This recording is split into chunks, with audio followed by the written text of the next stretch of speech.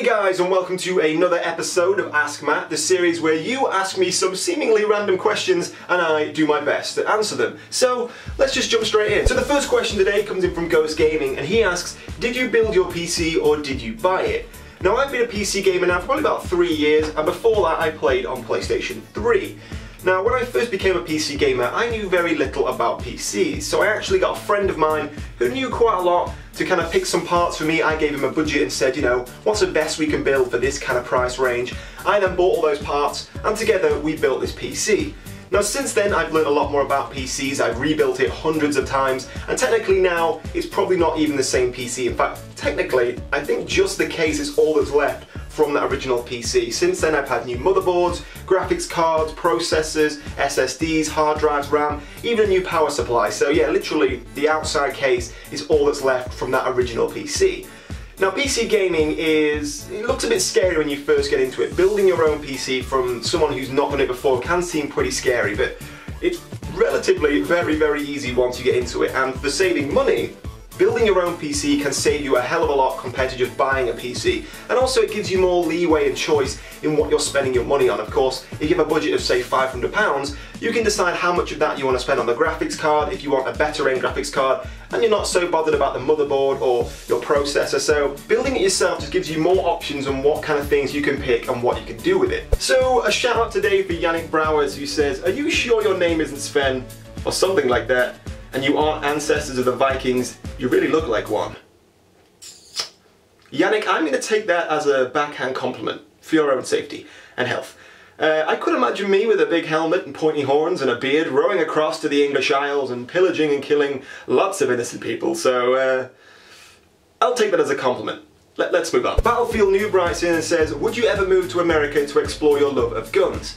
Now I've been to America quite a few times now. I do love America. I've been 3 times this year already. I've been to New York twice, I've been to San Francisco. I think I've been about 12 times in total. I've actually driven from Vegas all the way to San Francisco. We went to Yosemite National Park, the Grand Canyon, saw a lot of Route 66. I've been to New Mexico, Nevada, Utah, Florida, New York State. So I've seen quite a bit of America, and I've got to say, I'm a big fan of the US. And when I have been there, I have been shooting weapons.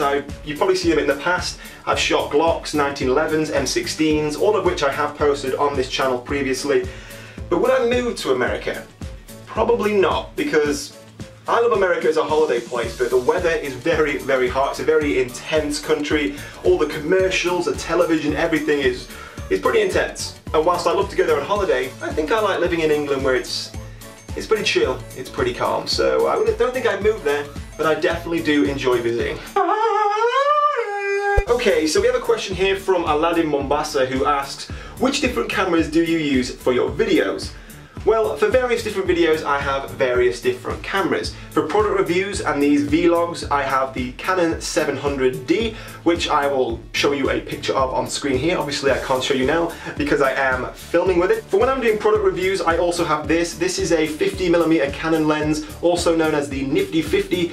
Pretty good for doing product reviews. It allows you to get a real nice depth of field. So in any of my videos you've seen with products in, and you can see the depth of field changing and moving around, getting a nice little blur on things. That's all being done by this little lens here. So a really nice and cheap little lens. Now the lens I'm using here is just your standard 85mm lens you will get with any SLR camera. Now for when I'm doing airsoft, originally I was using this camera. This is the Contour GPS. It's quite an old model of Contour now. Of course originally I did have it mounted on the side of my helmet. Now I actually have it mounted on the weapon facing back towards me. And instead now on my helmet I have this. This is the SJ4000. Now this is practically a GoPro. If you're wanting to buy a GoPro or want to save yourself money, I would highly recommend this camera. This only costs £70, so less than a third of the price of a GoPro. And so far, I haven't found any negatives. The video quality is exactly on par with the GoPro. It's actually got some positives over the GoPro. It's actually got a little tiny little screen on the back there so you can see what you're filming. You can probably see that now. That is something a GoPro doesn't have. It also comes with a waterproof case, all the same mountings as a GoPro, and it actually can use GoPro parts. So anything you can buy for a GoPro, mounts, poles, accessories, will all work with this camera. And actually, it's exactly the same as a GoPro, but half or even third of the price. So if you're interested in a GoPro, I would highly recommend this. This is the SJ4000. Okay, a shout out today for Garrett Lomley, who says, and let me pronounce this correct,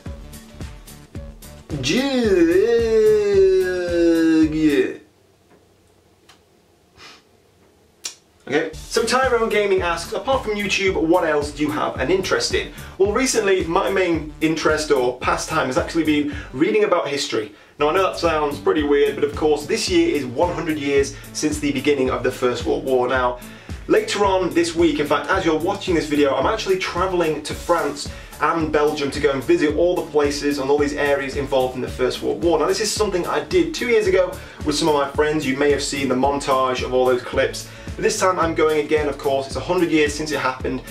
And for me it's massively important. It's only 100 years ago, which in the lifespan of human history isn't that long ago.